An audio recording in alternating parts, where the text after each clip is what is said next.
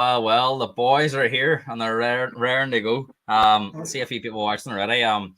We had to get Zach. Zach's had his pre-match nap, and he's ready for action. And Doc's as well is all the way back from Liverpool.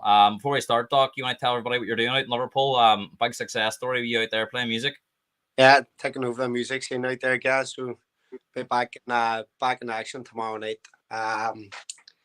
McCulley 68, so I see he's all there. Big Zuckerberg anyway, never leaves the bar. You've took over the music scene, Liverpool. You're going to take over the 12th man tonight against Zach, or how are you feeling confident about that? Aye, Zach can be a bit hard to listen to at times, so I'll have to put him in his place tonight, guys. Do you know what? Zach's probably been our most popular guest on the show. So many people love him. A lot of people don't like him, but he does throw the odd controversial comment on there. And there's a lot of Liverpool fans tonight tuning in. They see he's going to be saying about Liverpool. We're going to be focused on United and Arsenal to start with, but we will be touching on Liverpool and a few other things as well, including Stephen Kenny's future, the emergence of Saudi Arabian football. But we'll start off with a big talking point between United and Arsenal fans, boys. And it was on last season.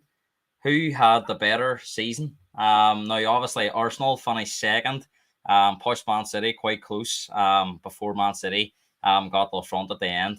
And United, who finished third in their first season under Ten Hag, also won a trophy. So we'll start with you, Zach. In your opinion, who had the better season last season, United or Arsenal? United, 100%. United. We have a trophy in the bag and we're playing Champions League football. They have Champions League football, so it's the same thing, second and fourth to me. They were a mile off in the end up, they didn't even get, wasn't really a title this end towards the end. So. Massive gap. Do you want to come back on there, Doc? I know there's a point in what he's saying.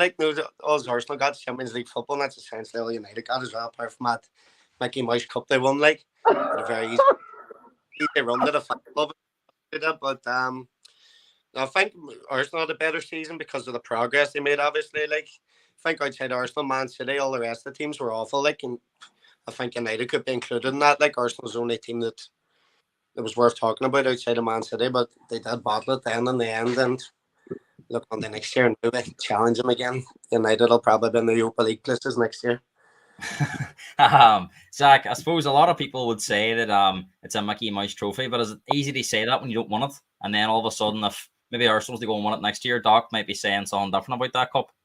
Well, there was a big parade out here last year for Liverpool winning it. So I would say it's big enough. There was 500,000 people out in the streets celebrating it. So when we won it, I had to be back there Mickey Mouse Cup. So whatever way people want to take it, it's a trophy at the end of the day. Arsenal didn't win anything this season, so I just think we had a better season. We went the whole way in the FA Cup semi-final in the Europa League. Arsenal battled it in the Europa League too, got put out by Sporting Lisbon, so I think it's a no-brainer. 3 minutes and 45 seconds into the podcast, and Zach's already mentioned Liverpool and had a wee dig about Liverpool's fans celebrating the League Cup. Boys, we'll move on, and we're going to look at the team's first 7 games this season. So that's all the fixtures in August, September. And we'll start off with you, Zach. We're going to go through Man United's first 7 games. Now, I know there's still a lot to talk about in terms of transfers, but just at a glance, them first 7 games: Wolves at home, Spurs away, Forest at home, Arsenal away, Brighton at home, Burnley away, and Palace at home. How do you feel about them 7 games on paper at the minute? 21 points, Gary, in the bag, sort of. It's as easy as that there. To be honest, the one you would have to look at would be Arsenal away, would be tricky, but rather than that there, I would be expecting maximum points out of them 6 games. Arsenal away would be tricky, we don't really have a great record at the Emirates. I would be the only one would be probably hard to get, but rather than that, the fixtures have been kind of definitely. Doc, looking at them first 7 games for United, do you see any stumbling blocks in there, or do you think that's a very nice run of games? They get them started and warmed up into the season? Well, it's not the worst run of games, definitely. I think and nice what Spurs do in the summer transfer window. I think 0 points at the Emirates, as usual. And then, God knows. You don't really know at this early stage, do you? At the start of the season, you don't know what way things will shape up, but it's not too bad at start. I have to agree. I think it's been a very favourable first 7 games for United. Wolves at home, I think, is a good start. So I sort of spoke about that game last week. Wolves, there's a lot of background noise there at the minute. With Lopetegui and issues about getting money to sign players. Spurs away, I suppose Doc's right. That's an unknown game, but you'd imagine playing a new look Spurs team, and it's going to be their first home game. They'll not be maybe towards the end of the season. You'd expect Spurs to maybe improve. Forest at home again, another nice fixture. Arsenal away is a big game. Obviously, you have to play everybody twice, but do you think that's a good chance for you, Zach, to put a marker down? The first big, them first two big away games, if they were to get 6 points away to Spurs and Arsenal, everybody would look at United differently.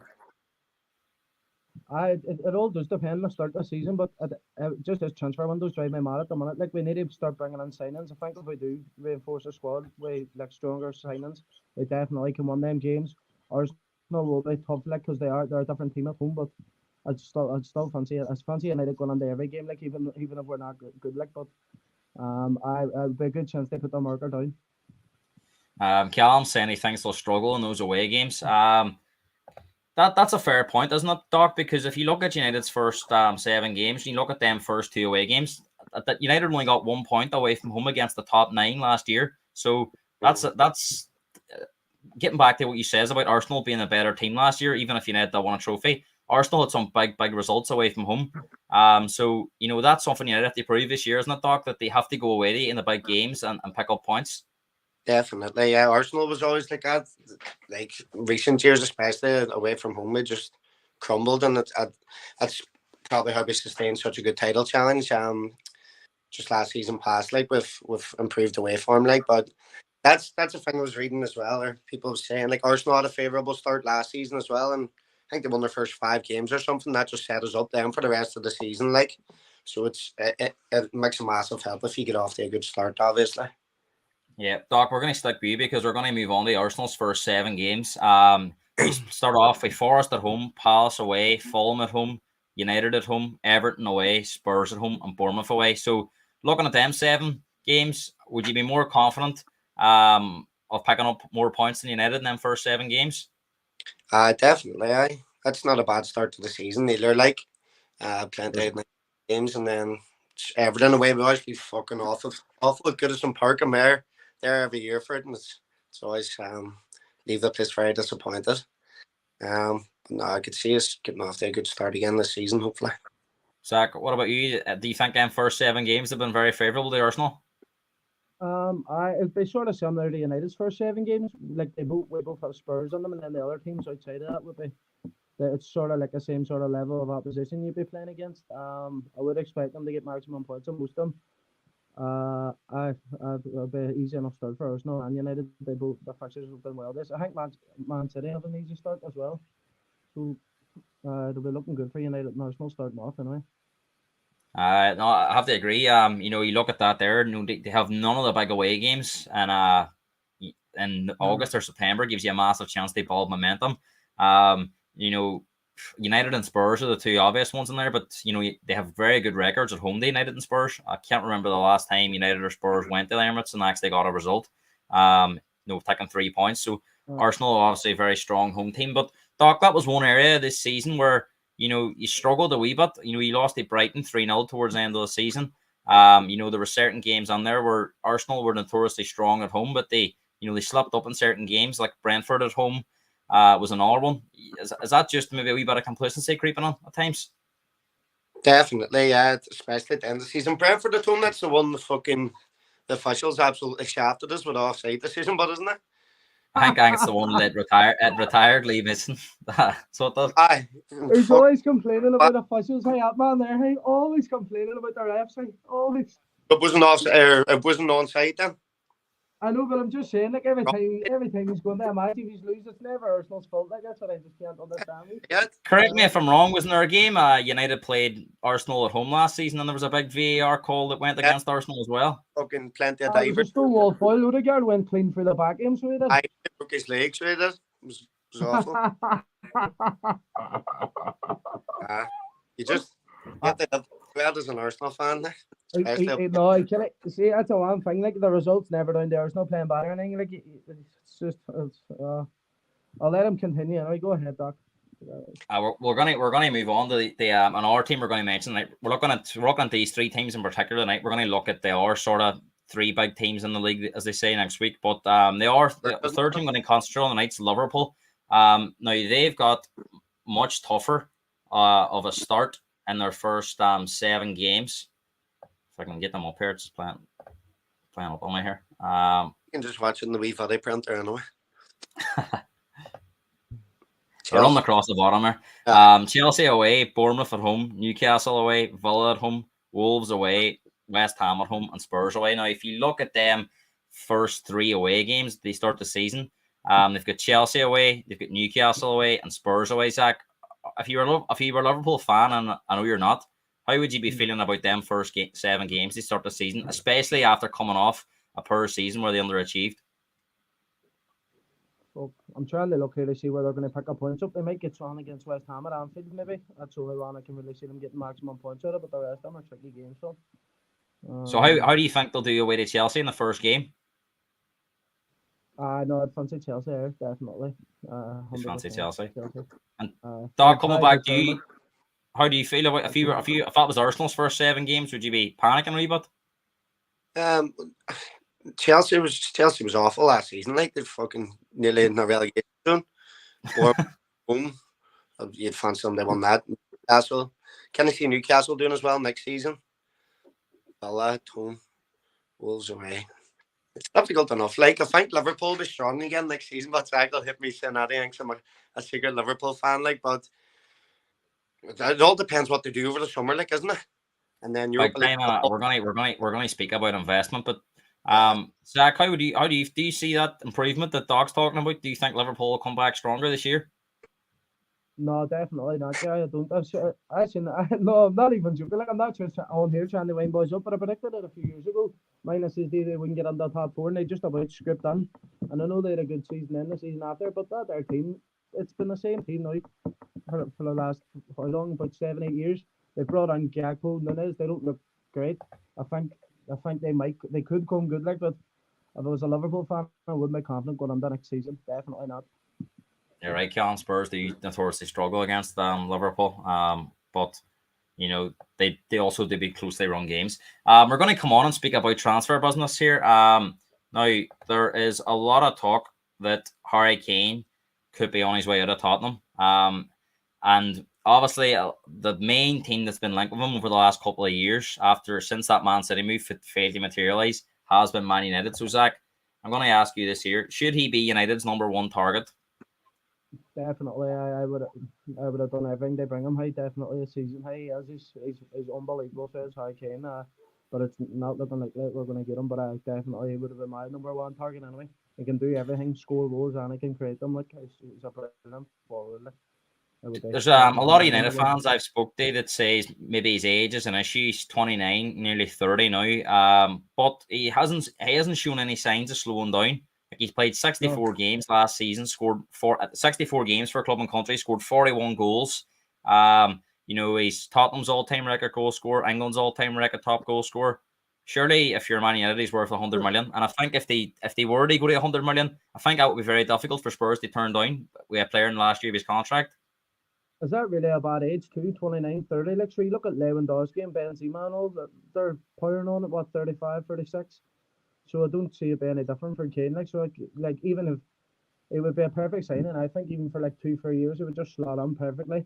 I don't think the age is a problem. It's just I don't think Spurs are going to sell him to a Premier League club, but definitely no problem with age. And in my opinion, he's the best striker in the league. And I know Haaland scored more goals in this season, but not better than Gabriel Jesus. No, definitely. But I think Kane's even better than Haaland, like, because look at the goals Kane scored in that Spurs team. Like, and that Spurs team has no harm, guy. I'm not trying to never dig it yourself, but these are absolutely brutal. Like, and yeah, there's no doubt. 30 odd goals in that team. Like, so I would have busted that bank to Kane 100%. Yeah, there's no doubt that Harry Kane's carried Spurs for the last couple of seasons. And he's been one of their main players for a long time, but it's probably never been as evident now that he I think Pep Guardiola referred to Spurs as the Harry Kane team before, and he was wrong, but I don't think anyone could argue that label now. What about you, Doc? Obviously an Arsenal fan, you're not going to have any love for Harry Kane, but I don't think there's any denying he's a top player, and if United were to sign him, would that be worrying for you as an Arsenal fan that maybe United then become a real contender next season? You would think so, like, wouldn't you?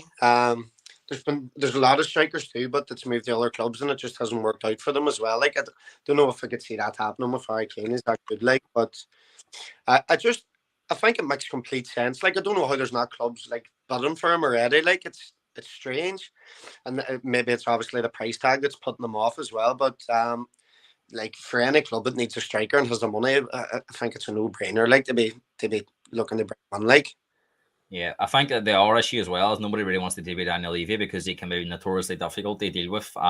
Zach, tell me this: if he's opted out of signing Kane, where everyone knows you need a striker, where would you be looking at as a potential alternative to Harry Kane? Who do you think you would be going at? Because I don't think United can win the league without a striker. But signing the right striker maybe puts them under the conversation. So where's the alternative? For me, the alternative had to be your man Osimhen plays for Napoli, but then again, like it's a different ball game when you come over the Premier League. We're saying that we're linked to that boy plays for Atlanta, Hoyslanders, whatever way you pronounce it. I don't think he would cut the mustard. I just don't think there's too much hype. Kane would have been my only really one that I would have wanted in, but I would definitely take a punt on Osimhen. But every player knows 100 million. It's not coming out of my pocket, so I don't really care. Like, but it's just like United just need to get the business right, like which under Ten Hag so far the signings he's made they've been impactful in the team. But Harry Kane or Osimhen for me, guy, that's only two I can really think of because I don't really watch many other football leagues like bar the Premier League's only really want to watch. I think you're right. You need to be going after a proven goal scorer, and if it does come down to it where Osimhen and Kane's the same price, I think you'd be looking at Harry Kane because of his Premier League experience. Doc, let's come to you. There's a lot of talk about Declan Rice at the minute. It's said today that Arsenal have had a 19 million bid rejected. Now that's an improved offer in terms of more money up front, and I think this payment's being split over less time. But it's I think it's very similar to the bid that they had turned down a couple of weeks ago. So it does look like they are prepared to up their offer, but the rumor is that it's going to cost them in excess of 100 million. So for you, is this money are they worth spending that kind of money on the one player? Do you think Declan Rice is worth 100 million? I do, Guy. I think he's the best option that we have to bring in the central midfield. I think it would change the team completely, and it would be a statement of intent as well from the board and stuff that they're willing to compete with teams like City and Bayern Munich to land these big players to take us to the next level now, obviously. I just don't know if it's now. I'm a Declan Rice fan, but when I'm starting to see the money being talked about, that it's going to be 100, maybe even possibly up to 120 with add-ons, is it time to walk away? Zach, how do you feel about it? He's been linked with United in the past. Obviously he's of Casemiro now, and although he is older, he's just come off the back of a great season. So I can't imagine United being anywhere near this. But if it was you, would you be sanctioning 100 million for Declan Rice? I would sort of agree with Kevin in that regard. I think Declan Rice is definitely quality. If they're going to if they're already looking to pay 80 million, like what's an extra 20? Like you may as well just instead of all this. That's a thing with United. Just every time we go in for signing, it's back out. Like I would just pay the money that the clubs are looking for, like instead of going the whole summer. And like if Arsenal want Declan Rice and they think that's their main man, I think they should just go out and get him. Yeah, I think it definitely improve their squad. With these bids is that Arsenal's sort of seeing that nobody else is really prepared to pay the money for him. There's nobody else coming with bids or anything, so it's like they're going to try and get him as cheap as possible. Like, and eventually they're going to turn around with a bid and say, "Look, this is what we're willing to pay." It's a final bid, and then if nobody else can come some for him for that money, like they're bothered. Like, I think when the chairman's come out as well and says he's played his last game, it doesn't help. And it does look at the minute that no one's on for him. But I have heard that Man City could possibly be waiting in the wings to see what price West Ham sort of balk at. Would that be a worry, Doc, for you if Man City was to come on at the last minute? Now we know, we've seen Calvin Phillips go to Man City and maybe not play as much as he wanted, but I think Rice is a few levels above Phillips, and you could, especially Gundogan moving on. There's definitely room in that team for Rice now. Would that be a big worry if you see Man City coming on, because we've seen players turn down other clubs for Man City in the past? 100%. I don't think any club in the Premier League is able to compete with Man City anymore if a team wants them. no club. Whereas I don't think Man City's, they're not a club like, but only after winning the treble and they're almost guaranteed for the league now every year, and they're always guaranteed semi-final or final in the Champions League. It would be a no-brainer for any player like, but hope they stay away. Now we also seen the news today. Ajax have rejected a 30 million bid from Arsenal for Jurriën Timber. But is this something where United might look at? Because we know Ten Hag's relationship with Ajax last season. Arsenal were the first kind of team linked with Martinez, and then United come on. And we've heard that Ajax are prepared to let him go for maybe 50 million. And United are on the lookout for a right-sided player. Now, as far as I know, Timber can play at right back, or maybe at the back, centre back on the right hand side. He's very good on the ball. Zach, is this somewhere where you could see United coming on if Arsenal fit their around me money? It wouldn't be I wouldn't be like. I'm not overly concerned with our defence. Like at the minute, I think we have good depth like there. At the minute, like we have Varane, and then you have Lindelof, and then you have Martinez. I'm happy enough with the defence. Like because we don't have a big budget this summer, like unless we sell, like, and we just don't sell players for whatever reason. They're just not good enough, or else they just don't know how to negotiate. But I would definitely not be looking to put money on the 50 million on a centre half, like, because I do think our defence is strong enough. We kept almost clean seats in the Premier League this season, so I'm happy enough to go into the next, like this season here now with this defence. We need to put all our eggs in a basket up top high and get a good striker in. I'm not too worried about a centre half, but if we got him, like, in addition to our squad, so it's good, like, so. Yeah, and Doc, obviously this is big news because we've seen Arsenal last year sign a fullback in Zinchenko on the left side. They play that inverted role. Ben White's been falling on that role, probably not a natural right-sided player. Tommy Asu's had his injury problems, and they ended up having to play different players and fullbacks this season towards the end of the season when there was injuries. So, do you think this is a kind of signing that Arsenal fans will be excited about? A very good player on the ball, and Arteta's recruitment over the last couple of seasons has been excellent. That's head of the utmost faith in Arteta and his talent idea or whatever. Just seen it last night on Twitter, and loads of the Arsenal fans were getting excited about the possibility of signing him. I've never seen him play, to be honest with you guys, but I've seen a few clips of him. Obviously, he's very good on the ball and stuff. And apparently, I seen a thing on Twitter as well. Arteta's thinking about playing with a back three as well next season. This is what he's saying. They Tierney to get him to stay. You can see him playing on the left side of a back three and stuff as well first. So, God knows what just one more piece of business we're going to talk about involving Arsenal is obviously this Kai Havertz deal. The talk's not going away. It looks like it's increasing. Start with you, Zach. Do you find this a very strange one that Chelsea and Arsenal in talks over this player, and that Arsenal might be prepared to pay in excess of 60 million? He probably doesn't. I'm going to guess, Doc, he wouldn't be in your first 11. So, Zach, are you surprised that Arsenal's looking at a player like this? I was surprised when I first seen it, but see, I would actually be one of the only ones that I actually do think Kai Havertz is a good player. I just think Chelsea hasn't been stable since he's been there. I think like that's actually what Arsenal need, like an out-and-out centre forward, because you can't rely on Jesus. Jesus is very injury prone. I actually do think it's a good signing. Now the cost, that's how much a player is now. Like I don't even take cost into consideration anymore when it comes to football, because there's no you can't get a player like except unless you're Liverpool. Like they seem like that's a one thing I'll credit Liverpool for. They seem to be able to just pick players with this guy like 35 million for McAllister. But every player now is going to be up over 50 million. Like, so I don't know. I think it'd be worth a punt anyway. I would take a punt on Havertz. So I would even take a punt for United. I would take a punt on him. I like him. I think he's alright. Doc, how about you? Do you think this player can improve Arsenal? I mean, there's a lot of stick he doesn't score enough goals. He's only ever scored eight's been his highest in a season at Chelsea. But we've seen our players at Chelsea struggle and then go on to other teams and flourish. So, is this a signing you would back? I like it as well. I agree with Jack. He was at a club with Chelsea, which especially last season wasn't stable, and they didn't really know their best way of playing. They didn't know their first 11.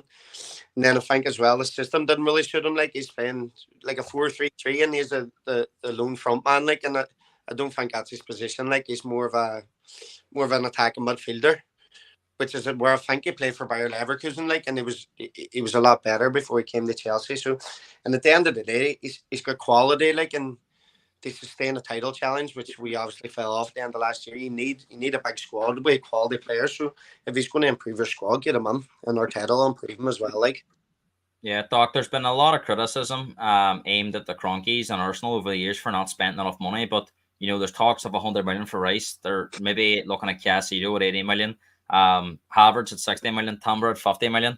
What do you think's changed all this, that they've decided they start putting more money into the club, and or do you think a lot of it's down to Arteta that they're back on him and they really think now that the Premier League isn't as far away as it was maybe last season, and if they get the right players on, if they get the play, like these players we're talking about all improve Arsenal starting 11 as well. So would you be excited and think that there's a chance next year we might go that one step further?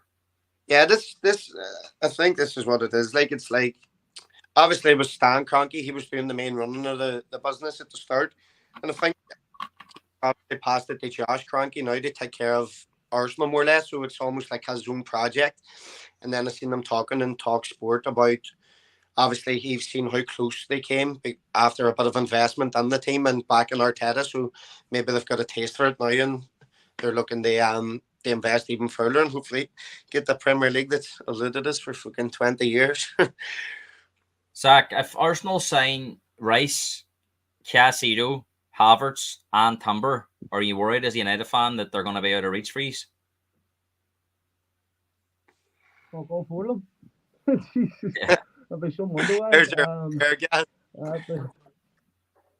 No, there'll be some wonder why. I don't know where Arsenal's getting all the money. I just it's madness. I don't know why United's not in for these players. Like, but they definitely, if they bolstered their squad like that, there they'd be working right up there with Man City next year. Because I'm not trying to take anything away from Man City. They won the treble last year, but I think Arsenal definitely could have won that league. Just past there. If they signed them 4 players, definitely I would fancy them. I'd maybe top them maybe ahead of City next year. I like if they got them 4 players, and like that's 4. Beck and Rice, I would say, as what were class. Like, some people agree, some people maybe not. Caicedo, I still think maybe might have to prove himself a wee bit more. He's playing for Brighton. It's different then when you come up to the bigger teams. Who was the other one? Timber, haven't seen much of him, but apparently he's a good player. And then who was the other one then? Havertz. I like Havertz. I know, Jesus, if they signed them 4, fuck. Are you expecting Man United to be active in this transfer window, Zach? And what do you think they're going to spend? They spent quite a bit last summer, and Ten Hag's done really well. But you seen in them big away games, they came up short, and when they in the Europa League, they didn't maybe hit enough, and then when they did, they didn't have enough players. Like Maguire came in, you'd expect them to move on. So do you expect 4 or 5 players to come on the United that's going to just not just improve the squad, but improve the starting 11? Because as a United fan, Zach, you want to see them pushing Man City and Arsenal next season. No, definitely. I was liking, like, even like Mount just came out of nowhere. Like, I would, but then when I thought about it, then I think Mount would improve. I think he would go into starting 11 because I think Eriksen's starting to fade a bit. And he's not going to give you 40, 50 games a season. But we need at least 3 to be challenging Man City. We need a striker. We need an arm midfielder, and I don't really mind the back line at the minute, but we need quality to come off the bench too, because we're literally relying on Garnacho, like, and that's not going to be enough, like, throughout the season. Like, that's all we really have on the bench, like, and he's 19. There's still a lot. He's a good player, but there's still a lot more from him to come, like. But we definitely need it. I don't actually expect us to be active, guy. Not to answer your question, I really don't, because it's just every summer it's the same. Well, I know last summer we signed him, but we overpaid for Anthony. Like, I still read it, and I think he's going to come good, but we always get the hand took out, isn't it? Market, like, so I don't fancy us to be active. No, we could be looking dodgy going on this season. We could be looking weak, like. Cal saying you need 4 or 5 players. Do you think, Doc, a lot of this, a lot of the reason United maybe it looks like Mount's going to happen, but do you think a lot of it's down to the takeover talks? We don't really know who the owners are going to be, because there's a lot of rumors this is close, and then it's getting held up. And obviously, if the Glazers are selling them, they're not going to be sanctioning too many deals, because it's not going to be their club. So, do you think the sooner this takeover gets done, the better for United? And if that takeover was done before the end of the window, United become the richest club, I think, in the world. So, would that be a big worry to a lot of teams? Probably. I don't really like all this Saudi takeovers, and I don't even know where these people are from taking over United. Like, but I don't pay too much attention to it. Like, but you wouldn't mind it if they were buying Arsenal, would you? I wouldn't be buzzing about it either. Like I just think all this money's fucking ruining football. But they talk about United and their transfers. I don't think they're too far. If they need I'd say they need 4 or 5 players. I agree with Callum there. Like, but I think Ten Hag's a good manager, and I think under him, if they stick by him and do the right business, get the right players in, they probably finish top 4 again next year. Like, Callum's a big Liverpool fan, and we're going to touch on Liverpool here, Zach. You mentioned there about you don't get players for any less than 60 million here at the minute, but we've seen Liverpool sign McAllister for 35 million. We've seen them link with Thuram at 40 million. They walked away from the Bellingham deal. They're not at the table for Rice. Casino looks out of their reach. How worried are you, if you're a Liverpool fan right now, Zach, that you're not going to be able to attract the top players because you're not willing to spend, what the other clubs are spending? No, I would be worried. They did invest in the squad last year. Like as you say, like they went out in January and got Gakpo for 50 million. I think we must out in him like to improve our squad like that. But that's the thing. Like with Liverpool, like when they actually did come good, they did make all them players like Salah, Mane. I know Mane was already sort of Premier League proven and he was a good player, but they still got Mane, Salah, all them boys for buttons. But I think now, like the way it's going, like it just seems like you do need to be buying the big players. Like you do need to be spending upwards of 200 million or something. Just Liverpool just never seem to have the finances to do that. But if they want to get back to where they were, they really need to invest in that squad because I think even the full defense. I think you could nearly say they need a full defense, and I'm not. It's not to me just fucking. I just think their teams outdid it, and then the midfield they need a full midfield. They have McAllister. But who else? What Fabinho? He's useless. He has no legs left or something. Something's happened to him. Boys, I'm just going to pop you out of this and pop you straight back in again because my audio was gone on this side here. 1 wee second. I'm going to pop you back in again now. Go on speaker for me 1 wee second. hello. That's a wee bit better. No, I think you're right, Zach. They need to be spending more money to compete at the top end of the table. Doc, what about you? What's your thoughts on Liverpool? Do you see them being able to sustain what they've done over the last few seasons? Klopp's worked a few miracles in terms of their net spend. If they're not prepared to invest and the other teams keep getting stronger, how hard is that going to test Klopp's coaching ability? Well, I think they have a couple of good young players coming through, like Harvey Elliott and Curtis Jones are 2 good midfielders they have in their squad. Like Trent could end up going on the midfield this season too. Like Robertson. I think they might. Van Dijk's not been great, has he? Like, but I don't think they're a mile off it, like at all. You think Harvey Elliott and Curtis Jones is going to get diamonds back on the top 4? Look, Callum's saying they're 19th in the league for owner funding, so that's not a particularly good stat to see if you're a Liverpool fan. Boys, we sort of touched on it there with United takeover. Saudi Arabia is a massive talking point at the minute. And one player that's on his way out there is Ruben Neves. Now, this is a player last month who says he wants to play in the Champions League. 1 month later, he gets a phone call from Saudi Arabia and he's on the next plane out there. That's literally how it came about. So, Zach, does this just show you at the minute that, it doesn't really matter about, where a player might want to play? We're seeing a player at 26 who's arguably in the prime of his career moving to Saudi Arabia for massive money. Is this a big worry that we could start losing players, the Saudi Arabian teams, if they're prepared to spend these huge amounts of money on wages? What I would say is on Ruben Neves, it's obviously a player we know ambition because if he's going out there, he's just going out obviously for a pay packet. I don't think we're actually going to lose it altogether because I seen an interview the other day. I think it might have been one of the presidents from UEFA. They were saying like obviously we lost Benzema, Ronaldo's away out there, but then players are all coming towards the end of their career. Now, Neves is in Kente, he's more or less towards the end of his career. Neves is at the start, well, more or less at the start of his career. So for me, he is just away out there for the money. But I genuinely think the top players and the people that once they won the Champions League, the Premier Leagues, La Ligas, stuff like that, I don't think we'll lose them because, like, so you've seen Bellingham go to Real Madrid for 88.5 million. The big players are still going to want to still play in the Champions League, like, because what are you getting moving out there? No money, like, but money ain't everything at the end of the day. Like, I don't think we'll lose it all together, but it is sad to see the players are starting to, maybe some players might start to think about just heading out there for the packet, like. Doc, how about you? How do you feel about all this Saudi Arabian money? It's absolutely crazy. We're hearing Benzema's going to be on 200 million a year. It's a bit like I know you're a big fan of the Irish House and Lanigans, but if so, who's offering to quadruple your wages? Are you getting on the first taxi down the road? I don't know. I have to speak to the manager, the Irish House and stuff first to see if they can match it. But the negotiations. There's Zach down at Well, that. well, Tag, we know now to see if he can get that sort of fee, Doc. Hey, No. and tax free France as well. No, I don't think any big players is going to be moving out there. But as the regards Ruben Neves, it's like if it was me, I love football, and I'm looking to play in the Premier League, the Champions League, but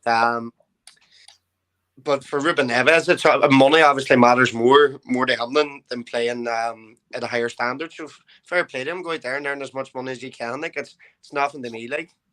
I give you a scenario, right? Say Mbappe. I'm not sure what Mbappe's on, but I think he's on around maybe three or 400 grand a week.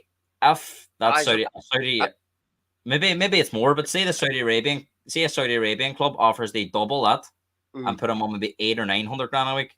Even Mbappe at 24, is that just a hard offer to turn down when someone's offering to pay that kind of money? Just all comes down to the person's personality and how money orientated they are. If they're fucking money mad, they're away. And if they want to play in the highest level, then they'll turn it down. It's all down to the person. Now, another big talking point this week was Gary O'Neill was sacked from Bournemouth after keeping them up in the Premier League. Zach, how do you feel about this as a football fan? That he's done his job at Bournemouth. That was the job in hand. I don't think anyone expected Bournemouth to stay up, especially after that famous Scott Parker interview. But literally, we get no one to this at all. Usually, when a manager's getting sacked, you hear about it a few days before. There was no word about this at all. As far as I know, he was told on Tuesday morning to get his coat on. There was a taxi outside, and there was literally before he get his coat on, there's a manager walking through the door. They go into his office. So as this is brutal as it comes for you. I shared something on Instagram yesterday. It says he done very well to keep them up, given the circumstances of the team and all he was left with. But I was on listening to the Talk Sport there this morning, and they were sort of when I was on listening to their point of view, I sort of looked at it too towards once they knew they were safe in, and I know obviously, but they started getting battered then, and results towards the end they were getting bitten. I think they lost 5 in the points towards the end of the season. So maybe the new owners just thinking of a different pathway for him, but I still do think that they should have been given at least until next year because he was only given an 18-month contract anyway. But it would have been a wee bit. It was a bit brutal, to be honest. But personally, if I was a Bournemouth fan, I would have wanted them to stay there, because they were looking like they were going down. But and Doc, same question to you.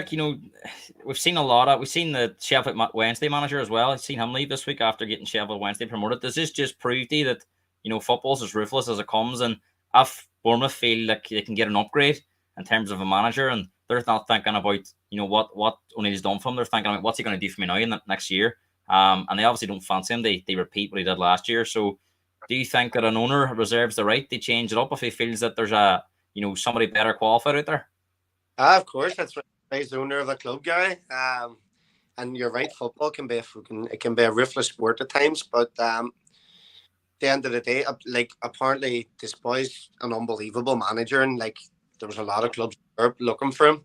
So he's obviously assessed it and said he thinks your man will be better suited to take Bournemouth forward, and next season will pay dividends from and their performances. I suppose it's a bit like if the Irish House find an Irish singer better, they'll just have no harm in pulling you out as well. So it's you just have to go with the flow, don't you? Boys, we're going to finish on a massive talking point here. I'm just going to bounce out and bounce in again because my audio's. Hopefully that fixes it. Usually does. Big talking point around the Irish national team at the minute. Stephen Kenny's got a lot of people's fifth over the last 2.5 years, even when results haven't been great. But Zach, for you, was Friday night a massive blow in terms of we weren't playing a top nation. Greece were actually seated below us in the pots. It was a massive chance they get 3 points. And the team just didn't perform. And I've seen a lot of Irish fans now have says that maybe he's just not up to it. He obviously got that one last night against Gibraltar, but I mean that was he could not afford not to take 3 points there. Against a team that's never actually got a point at all in qualifying in history. So, does he deserve any more games for you as the Ireland coach? Actually, to be honest, Gary, I'm not. I wouldn't even I couldn't even give you my honest opinion on it, because one minute I'm like, get him out, and then the next minute I'm like, give him a chance.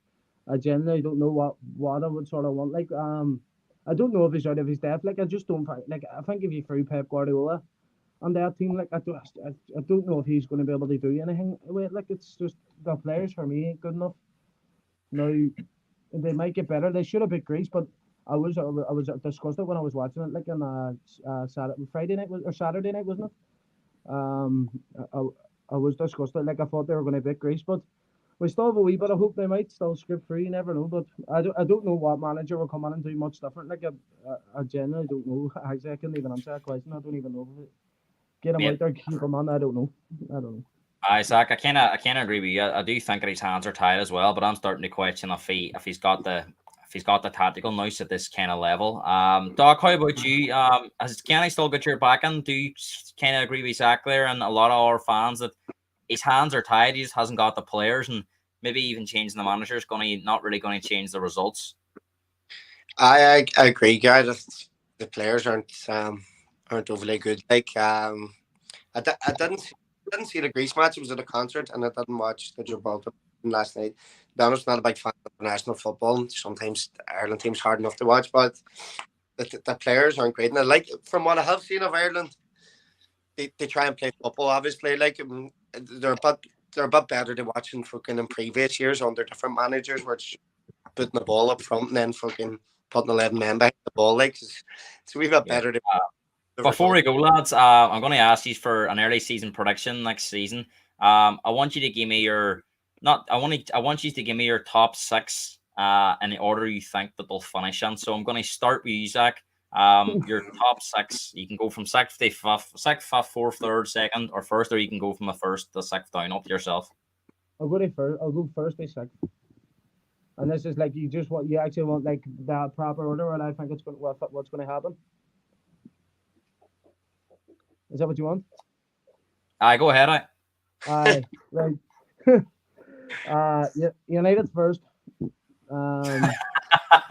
Right. United first. City second. Arsenal third. Chelsea fourth. Liverpool fifth, and Newcastle sixth. Doc, how do you agree with that? Do you think Zach's got his top 6 right there, or do you have massive worries about some of them teams? I'd say he's spot on there, I guess. Nah, not at all. I wasn't after I heard United first. I just switched off a bit, guys. Maybe when he was sleeping there, he must have had that dream. He must have had a dream there. United were going to go on and win it. Mind you, he did say before the last time, at the start of the season, the last time it was on, he did fancy United to do well, and he ended up finishing second. So maybe he's got someone on that. But Doc, how about you? Give me your top 6 in order, please. I'll go United first.